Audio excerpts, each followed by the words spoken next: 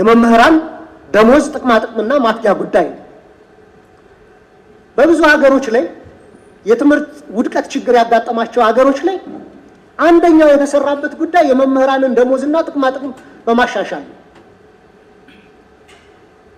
ለምሳሌ እኔ የዩኒቨርሲቲ መምህር ነኝ። ከ8 ዓመት በፊት ወደ አሲስታንት ፕሮፌሰር ሲሸጋገር $356 አካባቢ ይከፈለኝ ነበር። አሁን አሶሲየት ፕሮፌሰር ነኝ። ኔት ሳላሪ $99 ነው። $100 እንኳን አይሞላም። ክቡር ሚኒስትር፣ ይህ ኦነስትሊ ዝቅተኛ ደሞዝ ብቻ ሳይሆን ኢምቦራልም ነው። የኢትዮጵያ መምህራን እየተከፈላቸው ያለ ደሞዝ ልጆቻቸውን አብልተው እንዳያሩ፣ ልጆቻቸውን እንዳያስተምሩ፣ ልብስ እንዳይቀይሩ የሚያደርግ ነው። በእርግጥ ከዚህ በፊትም ተነስቶ በእርሶ በኩል ሲሰጥ የነበረው መልስ መንግስት ነው ይህን መሰረታዊ መፍትሄ ሊሰጠው የሚችል ሲሉ ሰምቻለሁ። ግን በሚኒስትሪው በኩልም ትግል ያስፈልገዋል።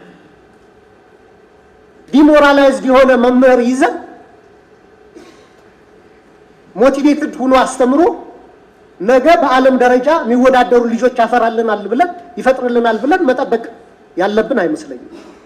ስለዚህ ይህ ጉዳይ በደንብ በሚኒስትሪው በኩል ፑሽ ተደርጎ ካውንስል ኦፍ ሚኒስትርስም ላይ በጀትም ሲያዝ በአግባቡ ማሻሻያ በጀት ተጠይቆ ወደኛ ይቀርብልን። በእኛ በኩል ደግሞ እንግዲህ ቤቱ ያጸድቃል አያጸድቀው የሚለውን ጉዳይ እናያለን። በኔ በኩል እንደዚህ አይነት ውሳኔ ሀሳቦች ከመጡ ቀድሜ መደግፈው መሆኑን መግለጽ ፈልጋለሁ። መምህርነትን ተመልሰን የተከበረ ሙያ እናርግ። የተከበረ ሙያ ማድረግ ማለት እኔ በምንም መመዘኛ የትም ሀገር በደሞዝ ሂሳብ ካያችሁት በሚገርም ደረጃ መምህራን የሚያገኙት ደሞዝ ከሌላው እንትን ያነሰ ነው። ዋናው ማድረግ ያለብን አትሊስት ከችግር የወጣ ሙያ እንዲሆን ማድረግ ነው። ሙያው ሌላ ተጨማሪ አድቫንቴጆች አሉት። ከምንም ሙያ በላይ ትምህርትን አስተማሪነትን የመሰለ ሳቲስፋክተሪ ስራ አለ ብዬ አላምንም። እድሜ ልኬን የኖርኩት አስተማሪ ሆኜ እየተቸገሩ ግን አይሆንም። ልጄን ምን አበላለሁ እያሉ እያሰቡ አይደለም። ሀብታም ለመሆን አይቻልም፣ ግን በቂ ደሞዝ ተከፍሏቸው ራሳቸውንና ቤተሰቦቻቸውን ማኖር የሚችሉ ማድረግ አስፈላጊ። ይሄንን መስራት አለብን።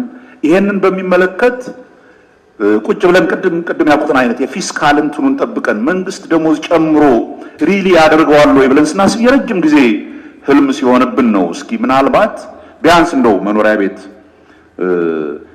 በመንግስት በተለይ በክልሎች በመንግስት በኩል መሬት እንኳን ቢያገኙ መምህራን ቤት ለመስራት የሚያስችል ፋይናንሲንግ እንዲያገኙ ምን እናርግ በሚል ይሄ መምህራን ባንክ የሚለውን ኢኒሺዬቲቭ የጀመርነው። እኛ ተስፋ የምናደርገው በሚቀጥለው ዓመት መምህራን የራሳቸው ባንክ እንዲኖራቸው ኮኦፐሬቲቭ ባንክ እንዲኖራቸው አድርገን ቢያንስ ሰብሲዳይዝድ የሆነ ወለድ ኖሯቸው ትምህርት ቤታቸውን ቤት በሚሰሩ ጊዜ እንትን እንዲያደርጉ ለማድረግ እየሞከርን። ይሄ ግን ሲግኒፊካንት የሆነ የመንግስትን አቅም የሚጠይቅ ነው።